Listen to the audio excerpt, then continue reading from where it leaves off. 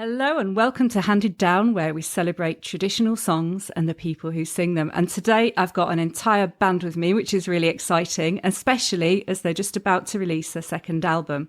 So the band is the Haar, and we're going to be talking today about the traditional song, The Wild Rover. But first, I'm going to ask each of you to introduce yourselves. Hi, I'm Molly. I'm currently in college studying drama and film, and I'm the singer in the band. Hi, I'm Cormac Byrne and I play the bodhrán in this band, and I'm from Waterford down in the southeast of Ireland.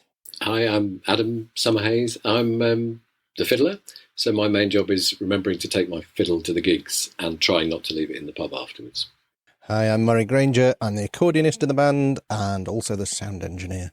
So, a haar is a cold sea mist, and that's something I'm quite familiar with, being from the East Coast.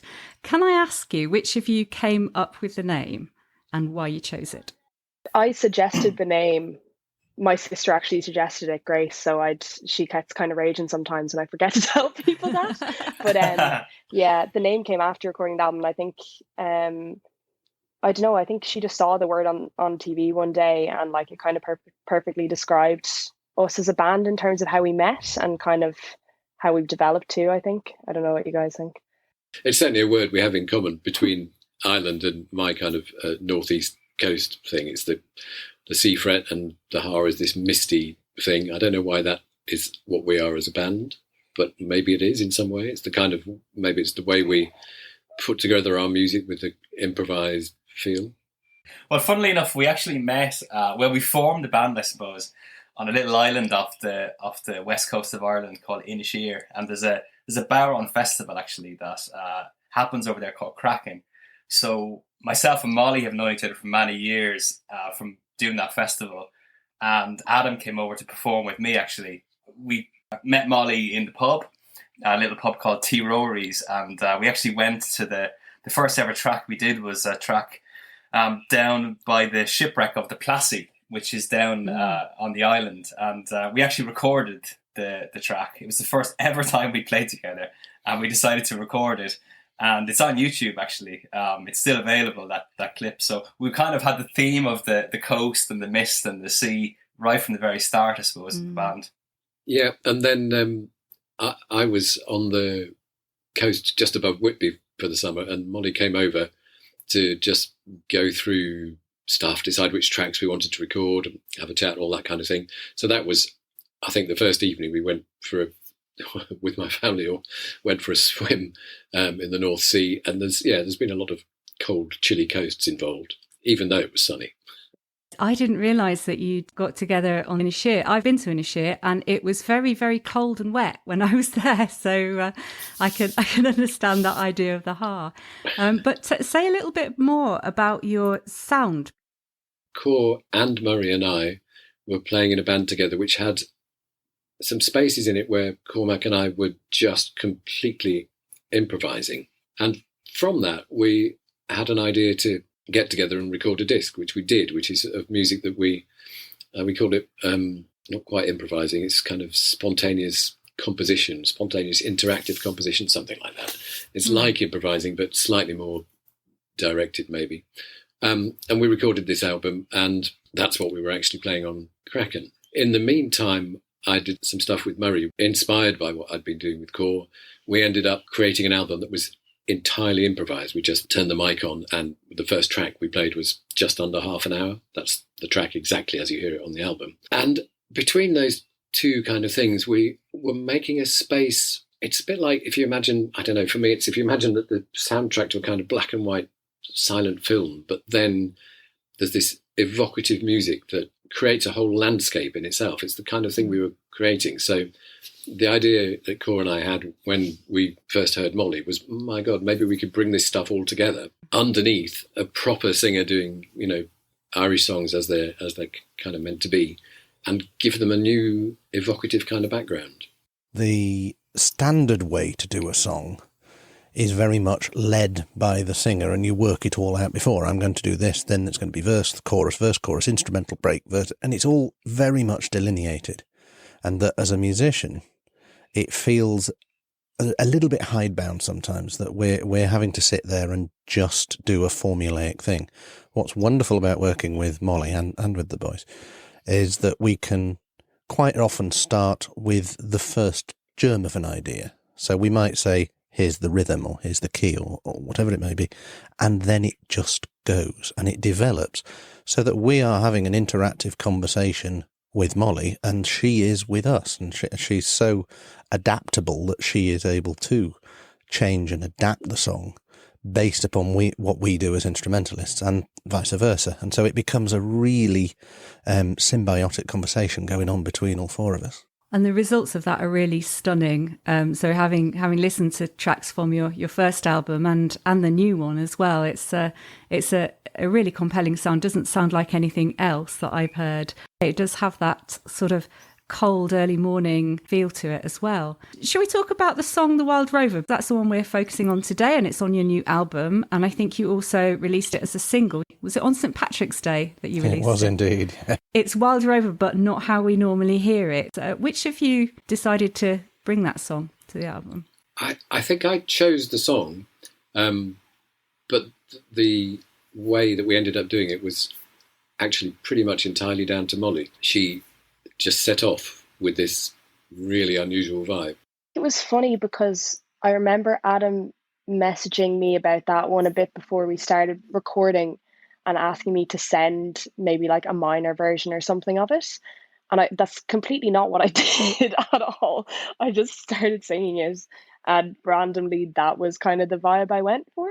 It's one of those songs that, although is so known for being like such a hoppy kind of like lively song, for some reason felt so natural to bring that kind of feel to it straight away. It really does sound quite different. It's quite spooky, quite eerie. I don't know whether it's a bit Eastern or a little bit klezmer or something. It took on a vibe that's not really from these shores, if you like. But then again, it is a song about travel. I mean, the guy who's been a Wild Rover, he's been all around the world, and it somehow captures something of that, and maybe the not so salubrious places where he sometimes was.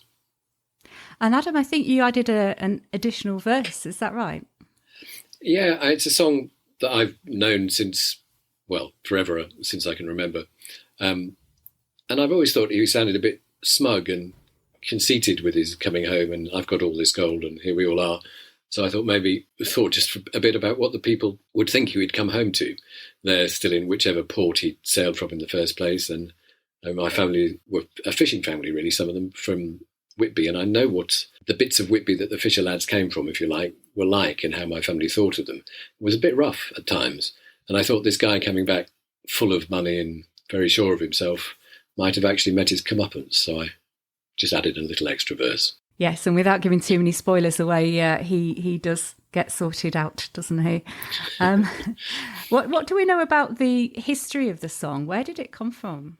I think it was first recorded as being referenced in Ireland in about the 16th century, but then it's spread out, so really across all the North Atlantic fishing communities. So, I mean, I knew it basically in maybe a Newcastle kind of version. It's been all over. It's really widely known. It's from everywhere where people went out in fishing boats and sailed across the North Atlantic to wherever the fish were and didn't come back for a year or 2 years. Although the implications of the song itself seem to me it's not just about fishing. It's somebody who's perhaps off on doing merchant stuff and went a lot further, really. That's really interesting. I didn't realise it had those links to the fishing community, because that's quite a tight-knit community, isn't it, in most fishing ports? It's almost a community within a community. My great-grandfather, I think, fished out of Whitby, and he would quite often be away over the winter. They fished right round to Stornoway and then came back again. So although it's a tight-knit community, it's almost like a diaspora in a way, because it's people from so many different places coming together as part of this community, if you like. So is it a song that was sung at sea? Yeah, I'm sure it was. I mean, I've certainly seen records of the North Atlantic fishing industry, and this song certainly pops up in reports and histories of that when I looked into it a little bit. So I think it is one of those songs that got passed around, and of course fishermen and sailors and traders and so on did bump into each other. They did transfer between the nations and across the different seas, and this one would certainly have been a good way of sort of shaking hands as you met the new crew, etc.? I think it was a seaman song, perhaps, or at least sung in the communities that seamen went to. It's not that clear. The sea features in the video for the song, which I think, Molly, you've created, haven't you? Yeah, the video was actually kind of a last minute addition, but we were talking about doing a music video, and I think we've all been so chaotic in our schedules. So my friend Grace is just a really amazing dancer, and I kind of thought, what better way to tell the narrative than to bring her like out to sea and just see what she did. Like she listened to the song a few times. It was kind of really special in the same way that we improvise our music and kind of just let it come to us. She did that with her dancing. It was really beautiful to just watch. And even when we were filming it, so many people just stopped to observe, like, because obviously with the song playing on the speaker and everything. And it was just really special to film. It was really amazing, like, because like we didn't realize what was happening or what was, we kind of saw it as a finished thing almost, from what Molly had done. So it was really nice to see another artist sort of collaborate on the track and give her improvised kind of version of it. Yeah, it was fantastic. You've talked a little bit already about your approach to recording. Is there anything about the way you recorded this song in particular?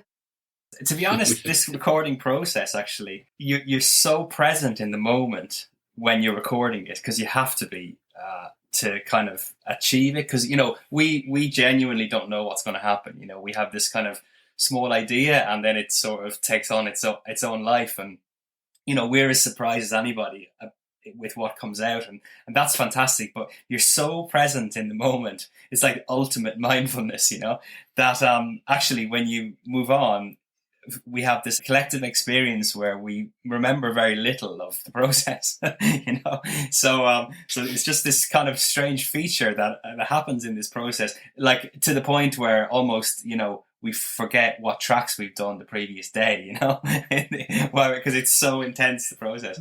But no, but it is like an amazing experience for us. But and some people have kind of thought like it's a big departure from the traditional way of approaching a song in a way. But in another way, I sort of feel like it's actually returning to the natural way of playing, like you would in a session, because the first time I met Molly, for example, was in the sessions in Tirori in Inisheer, and that's the way this music is sung and is produced in an improvised way like this. So our process, it almost returns to that rather than departs from it.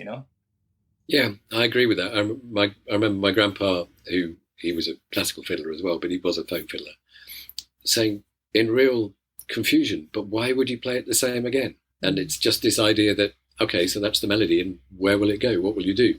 I mean, he used to do a lot of stuff for his little dance band, and he might play the melody as is for the first 16 bars, but it sure as hell wasn't later.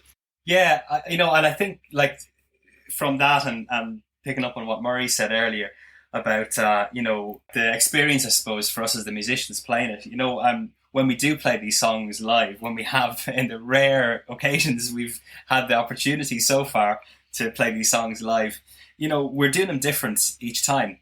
And that's really exciting for us as musicians. So then the question is, does the audience have the same sort of satisfaction as the musicians then in that kind of process? And it seems like, because we're so on edge, if you like, in terms of we genuinely don't know what's going to happen live, and it's really exciting for us, and I think that translates to the audience. So the experiences we've had are really, really positive. So it is such a delicate sound. It's very beautiful, very delicate. Yeah, and I think like we recorded that song on a Friday. Say if we did it on the Saturday, it would be completely different. And that's kind of amazing, actually. Yeah, and the fun thing as well. I mean, talking with the engineer head on for a second, often you'll deal with the song and somebody might say, okay, I liked verse 2 from take 3 and I liked verse 4 from take 1, and it's all spliced together, and that's the truth of modern day recording. But not with this. It's one take. That is it. And so what we then are putting out there is literally a captured moment of time where we played together, and that is just it. And that is a fascinating thing to work on, both as a player and as an engineer. It is just a very exciting thing. Yeah, and I suppose that it's important to say, like, we're not advocating for this kind of method, if you like. It's just something that we're exploring, and it's really working, and we're really excited about it. But we're not saying it's sort of anyway in favor of other methods of recording. And we've all been part of so many processes of recording music and producing music. In so many different ways, and there's a time and place for everything, but this is just something that we sort of came upon almost by accident, and it's really been an interesting journey for us all. Yeah, I mean, for me, it's something that it's the whole improvising and music just coming out. It's been part of my life since I was, really small. Whatever I'm supposed to be doing with music, it's more likely that I'm going to end up just improvising something that comes into my head at that moment. So to get people together who are so in tune with each other that we can do that and create these things, for me, it's a kind of magic, and I love doing it. But I guess once we've found a vibe for one of these songs, if that's the way of saying it, when we perform it, we'll have that again. It's just that the kind of detail will be different. The way the conversation goes, we'll be talking about what, it's like saying, oh, let's have that conversation about dogs that we had last week again.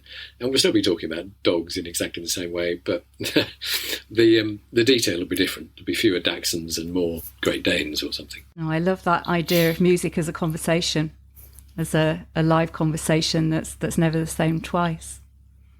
Yeah, I think for me, that's also what gets me very excited, having come from the more sort of delineated classical world, learn a piece and recreate it time after time. I feel a bit too restricted by that. I love the idea that we can react not only emotionally, but the notes, the harmony, everything varies depending upon that moment and that interaction. And that is just deeply exciting. How is it for you, Molly, compared to a more traditional way of doing those songs, if you like? I'd say with the first album, we actually recorded that in the same room. I know we were divided a bit, but I think for this one, I was kind of a bit worried with the way that we record by being positioned in separate rooms, that would affect how I felt or how I felt out, where I was going with the vocal.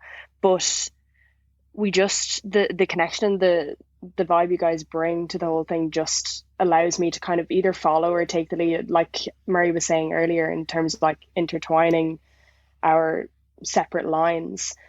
It feels so natural and easy, and it's instinctive as to where I come in and out. And also I just love, my main love for trad and singing is that storytelling side to it, and being able to play into the dramatics of the songs and being able to come to a whisper or bring a bit of power to it when it needs it. And I feel like the way we record the style really lends itself to that. I love it. It feels so natural every time we do anything. It tends to get quite cinematic just because of the nature of the process, I suppose. And I think what's amazing as well is it kind of feels like the four of us are all sort of equal instrumentalists, if you like, in the process. We don't have this kind of singer and band sort of feel when we perform, which is really interesting as well. Which is your most cinematic song? Whiskey in the Jar is pretty cinematic the way we've done it. Homeboys as well, I think, is quite a fascinating one, because of the way we've reacted to sort of exploring what it's actually about. I mean, that is one of those where you go to a pub and do it. It's all going to be very upbeat and happy, and everyone's having a lovely stampy time, except if you actually listen to the words, you realise it's a lot darker than that. And so it is quite a cinematic track. It starts quite positively until things happen, and then it goes somewhere else. And I think that sort of journey is quite fun.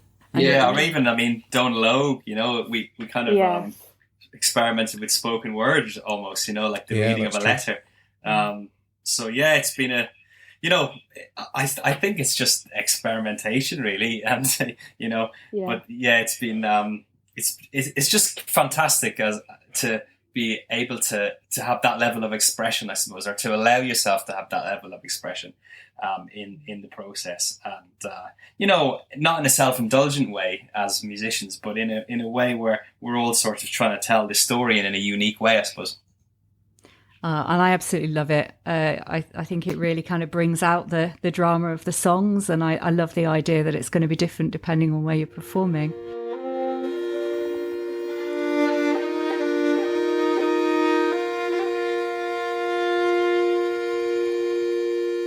My Dónal Óg, I love you, and you sail o'er the water. Take me with you to be your partner. 'Tis at fair and market, you'll be well looked after.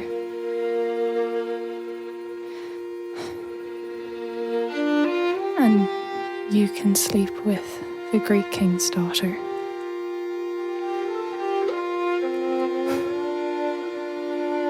The first time I saw you, 'twas a Sunday evening. It was in the Easter, as I was kneeling. One of the things that I usually ask guests on the show is, how did you come to traditional songs? Because you've all got quite different musical backgrounds. Where did it come from, your journey towards traditional music? Can I start with you, Molly? My parents and all don't really play music. There's musicians in my family, but when I was really young, we moved to Laois, and there was a Cultus branch in this shed in the backyard of just this really nice couple who gave the place for people to play in, basically. I kind of just fell in love with trad songs from there. We did some really random ones as well, that like one called Cottage with the Roses Round the Door, that is still one of my favorites just from that, because it's just so ingrained in my mind. But basically after that, I was asked to enter the Fleadh, knowing nothing about singing, and I also hadn't gone to lessons or anything like that, and was absolutely terrified, because I'd say, Corey, you'll know, like anyone at those competitions can be cutthroat even at county level. They're very intense. So I ended up singing these two songs. I can't even remember what they were, but basically they wouldn't have been considered what traditional was at the time. And the adjudicator, Nora Butler, who was an amazing, like stunning traditional Irish singer, really set like the tone for so many people in terms of style. But she slated me. I think I was 11, and she just absolutely tore into me. I was like, oh my God. But she put me second, but she absolutely ripped me to shreds. She was like, your voice is lovely, the song's horrible, like in front, and it was in a church, and I just have a distinct memory of her voice just echoing through the church. No. And I thought after that, I was like, God, I can never do this again. This is not happening. But basically then Catherine got Nora to come and give me some lessons. I was absolutely terrified of the woman at the time, just because I thought she like hated me basically as a child. But so I went to her for a few lessons, and just kind of fell in love with singing and like learning about the songs. And I was very lucky when I was younger to have had a few different teachers who like different styles and kind of brought different twists to things that really like solidified the style for me. Cormac, you talked about the Fleadh. Was that a part of your route into traditional music as well? Well, I met Tommy Hayes actually from Stockton's Wing, the bodhrán player, when I was quite young. I was about 12, I think, and he put a bodhrán in my hands for the very first time. And so I kind of got introduced to the bodhrán as a percussion instrument rather than a instrument of traditional Irish music. So that was kind of really interesting. So I never did the Fleadh route in a way. I actually classically trained as it when I was young. Like, I love classical music, and I went on to do a classical music degree actually in Manchester. So I actually moved from Waterford over to Manchester to do that. But I think I found a sense of freedom or something in trad music. I had an after school club in primary school. So this is again when I'm like 7 or 8. I learned guitar and tin whistle, and we used to learn a lot of folk songs from a lot of the Irish repertoire, but a lot of stuff like Hugh McCall and people like that as well. The education route, I suppose, was classical music, and then for the fun I was playing in bands, and eventually I kind of found trad music. I was playing in sessions and starting to learn the music that way as well. I think some of the most influential gigs that I went to, I saw Michael McGoldrick for the first time. It just blew my mind, you know, it really did. I'd never seen trad music played in that way before. You know, it was really a moment where I thought, like, okay, this is something really exciting and emergent almost, and it's really pushing the boundaries of what I knew to be trad music. I've always sort of leaned into the more experimental side, I think, of music.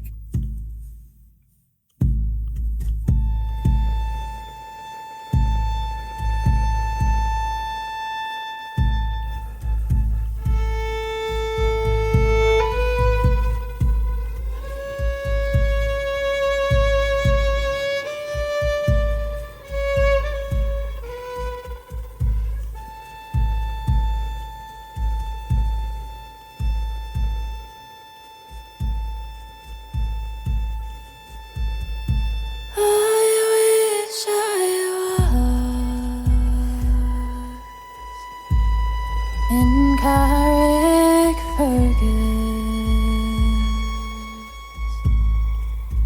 only for nights in Ballygrand. Murray, can I ask you the same question about your journey to trad music? Yes, absolutely. My journey was probably started with folk, then went away from folk and came back. So one of the things that has defined my musical journey really was my choice of instrument. I mean, obviously that does for everybody, but the accordion specifically has one or two issues that defines where I went. So when you think of the accordion, it's hard sometimes to know what form of music you're going to come up with. And the first area perhaps people think of would be the sort of Scottish Jimmy Shand sort of style. And that's where I started. My parents met through Scottish country dance music. So I must have been exposed to fiddle and accordion bands from a very early age. I can't actually remember. And so when my father asked what instrument I would like to play, I'd been doing the piano for a bit, and he said, okay, you're showing your enthusiasm. Would you like to play something else? Here's the list. And he'd written down every instrument he could think of. I narrowed it down to the bagpipes or the accordion. I ended up playing the accordion with a lovely lady, but it was very much in your sort of 1930s cabaret sort of style. It was enjoyable in one sense, and yet also not something you would ever want to admit to anybody, really. And I found classical music. I came across a programme on BBC Radio 4, but hosted by Mogens Ellegaard, the Danish innovator of classical accordion. So I went off to Royal Academy of Music, did a music degree, and I'm working in the extremities of classical music, because when you're playing an unusual instrument, you often are ending up doing the more contemporary repertoire, or squeaky gate as you might call it. And then I moved back to my hometown of Manchester and needed to earn a living, and I was teaching. I was lucky enough to get the job as the accordion teacher at the Cheetham School of Music in Manchester, and I ran an open day to try and drum up some more pupils, and I met just basically an amateur youth group who were doing folk music, and they said, I know you're doing classical stuff, but would you be willing to come along and teach our children? And that basically was the start of it. And before you know it, your head's just rushed off somewhere, and you're listening, and you're grabbing CDs, and you're going to gigs, and you're meeting other accordionists who are doing things their way. And that was an exciting few years of just absorbing all these different styles. That's fantastic. And Adam, you've got a classical background as well, haven't you? Yeah, I've got a classical background, a bit like Murray. I heard trad stuff first of all. Grandpa played that kind of thing. And my parents, neither of them play anything, but there was a lot of tape recordings, and a lot of it was folk music. And I was a poor sleeper in those days, as I probably still am. And I was sent to bed every night with a little tape machine, and I was meant to listen to music until I fell asleep, which was actually a mistake, I might now add. I hope my parents aren't listening, because I just listened to it until it finished, and then I put it on again. So folk music was always very deeply in me. learning the violin was, okay, I'm going to have violin lessons. Well, then you learn this, and then you learn this, and they're all pieces of classical music. So in a way, by default, I ended up witlessly following that line of classical music. Toured the world endlessly doing concertos and chamber music performances in some amazing places. It's been fantastic. But as soon as there's a violin under my chin, I automatically play. And what I play is folk music or my versions of folk music. Folk music's always been there. It's the thing that really satisfies me in a different way. And after many years of really only performing on classical stages, I found a way to play what I've always played for my own pleasure, if you like, with other people in a more public way. I'm a bold Irish hero who never yet was daunted in courting of a pretty girl I very seldom wanted. In courting of a pretty girl, I own it was my folly, and I would venture all my life just for me pretty Molly. I was listening to Lancome recently, because one of their tracks came up on a playlist, and their most recent album actually has the Wild Rover on it as their first track. Yeah, and their version's fantastic. I mean, I love that band anyway; they're amazing. Right. And the first track's the Wild Rover, and interesting. It's their version.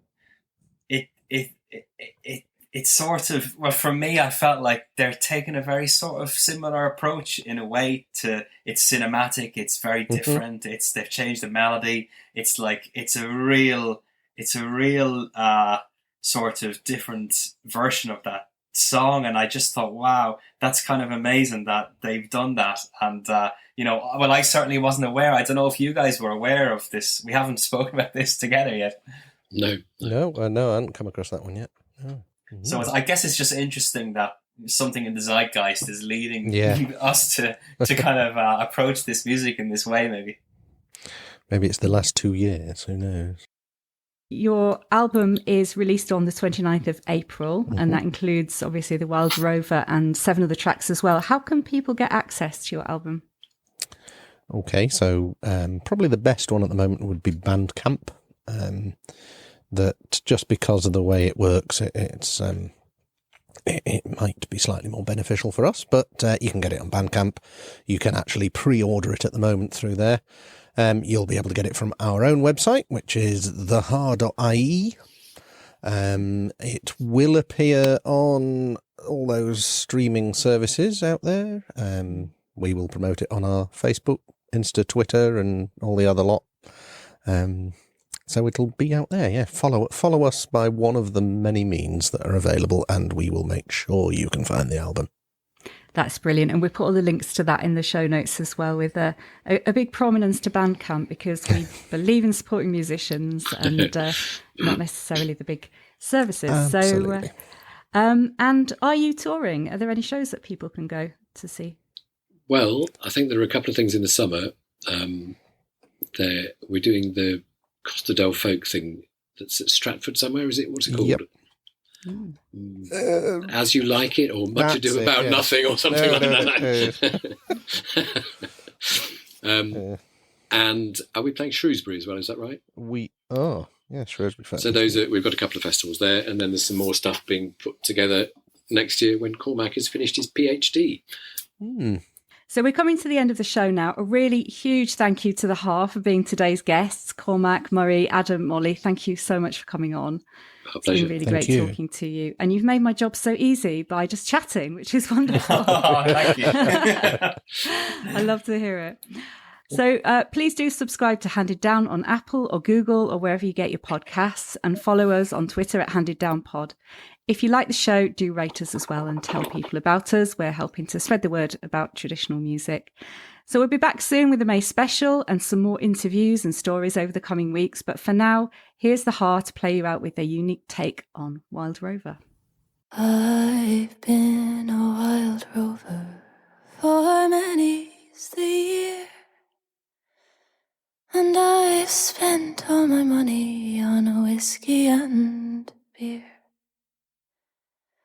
But now I'm returning with gold and great store, and I never will play the Wild Rover no more, and it's no, nay, never.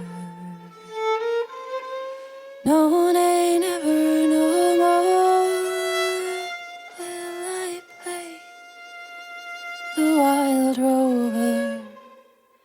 No, never, no more.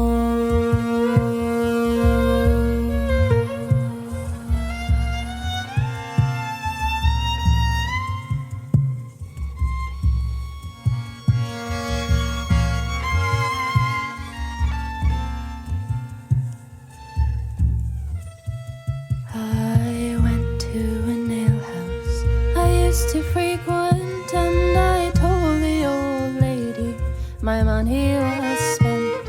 I asked her for credit, she answered me nay. Such a custom as yours I can have any day, and it's no, nay, never. No, nay, never, no more will I play the Wild Rover. No, never, no more.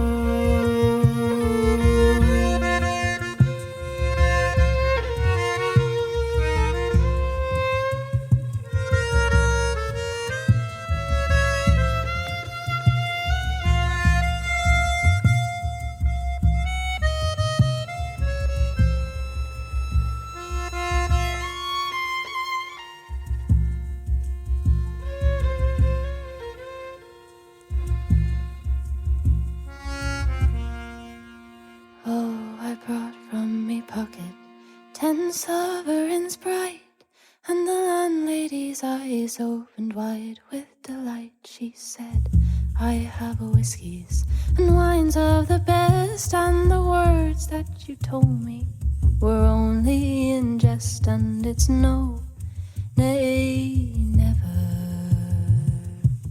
No, nay, never, no more will I play the Wild Rover. No, never, no more.